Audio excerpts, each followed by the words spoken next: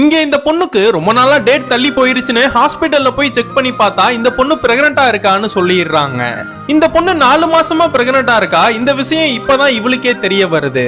இந்த விஷயத்த சொல்லலான்னு பார்த்தா அதுக்குள்ள நம்ம ஹீரோ இவளுக்கு டிவோர்ஸ் நோட்டீஸ அனுப்பிடுறான். இந்த பொண்ணு கன்சீவா இருக்கிற விஷயம் நம்ம ஹீரோக்கு தெரிஞ்சதுமே இவ வீட்டுக்கு வந்து எவ்வளவோ கெஞ்சி பாக்குறான். ஆனா அவ ஒத்துக்க மாட்டா. இவன் அம்மா கிட்ட போய் உன் மருமக பிரெக்னண்டா இருக்கா, அவ கிட்ட போய் பேசுமான்னு எவ்வளவோ கெஞ்சுறான். அவ எப்படி பிரெக்னண்ட் ஆவா, உனக்குதான் குழந்தையே பிறக்காதுன்னு டாக்டர் சொல்லிட்டாங்கன்னு கேக்குறாங்க. இவனும் நடந்த எல்லாத்தையுமே அவங்க அம்மா கிட்ட சொல்லி நான் தான் சீட்டிங் பண்ணி அந்த பொண்ணை கட்டுறதுக்காக உன்கிட்ட பொய் சொல்ல சொன்னேன்னு எவ்வளவோ சொல்லி பாக்குறான். ஆனா இவன் சொல்றத எதையுமே நம்ப மாட்டாங்க. சரி, அம்மாவை நம்ப வைக்கிறதுக்காக அந்த டாக்டர் ஃப்ரெண்ட போய் பார்த்து எல்லா உண்மைகளையுமே சொல்ல வைக்கலான்னு பார்த்தா அவர் அடிபட்டு கோமால கிடக்குறாரு. அம்மாவையும் சமாதானப்படுத்த முடியாம பொண்டாட்டியவும் சமாதானப்படுத்த முடியாம ரெண்டுத்துக்கு நடுவுல ரொம்ப குழப்பமா இருக்காரு. அதுக்கப்புறம் அவங்க அம்மாவும் சமாதானமாகி நான் அந்த பொண்ணுக்காக வரல, நீ கூப்பிடுறியேன்னு நான் அந்த பொண்ணு கிட்ட நான் பேசுறேன்னு சொல்றாங்க.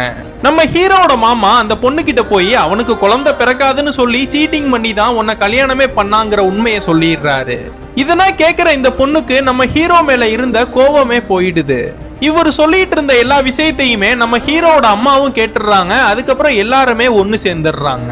அதுக்கப்புறம் எல்லாருமே ஒண்ணு சேர்ந்ததுக்கு அப்புறம் நம்ம ஹீரோட ஃப்ரெண்டு டாக்டரை கோமால இருந்து எழுப்புறதுக்கு நம்ம ஹீரோட அக்காவை ஒன் சைடா லவ் பண்ணிட்டு இருந்திருப்பாரு. எங்க அக்காவுக்கு டிவோர்ஸ் ஆயிருச்சு, எங்க அக்காவை நீ தான் கட்டிக்கணும்னு சொல்றான். கோமால படுத்திருந்தவரு நான் தான் இருக்கேல நானே கட்டிக்கிறேன்னு எழுந்துடுறாரு.